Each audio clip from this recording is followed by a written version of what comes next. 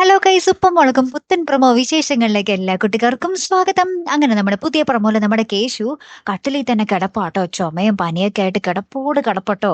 ഭയങ്കര പാടില്ലാതെ കിടക്കുവാട്ടോ നമ്മുടെ കേശു. അപ്പൊ നമ്മുടെ പാറുക്കുട്ടിയും നമ്മുടെ ലച്ചുവും നമ്മുടെ ഗൗരിയമ്മയൊക്കെ ചോദിക്കുന്നുണ്ട്, ഇത് എന്ത് പറ്റിയടാ നിനക്ക് എന്നൊക്കെ ചോദിക്കുന്നുണ്ട്. അപ്പൊ കേശു ഇങ്ങനെ ഭയങ്കരമായിട്ട് എന്നൊക്കെ പറഞ്ഞ് ചുമച്ചൊക്കെ കാണിക്കുന്നുണ്ടേ.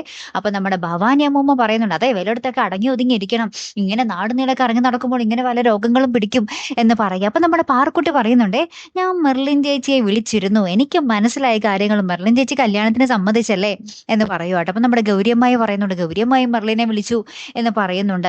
എന്നിട്ട് എല്ലാവരും കൂടി നമ്മുടെ മെർലിൻ കൈവിട്ട് പോയല്ലേ കേശു, നീ സങ്കടപ്പെടണ്ടടാ, അവൾ എപ്പോഴെങ്കിലും തിരികെ നിന്നെ മനസ്സിലാക്കുക, തിരികെ വരുമായിരിക്കും എന്നൊക്കെ പറയുവാണേ. അപ്പൊ നമ്മുടെ ലച്ചു ആണെങ്കിൽ ഇങ്ങനെ പോട്ടടാ കേശു, അവള് പോയല്ലേ, എന്ത് ചെയ്യാനാ, ഇനി നീ വേറെ ആരെങ്കിലും നോക്ക് എന്നൊക്കെ പറഞ്ഞ് നമ്മുടെ ലച്ചു ഇങ്ങനെ നമ്മുടെ കേശുവിനെ സമാധാനിപ്പിക്കുവാണേ.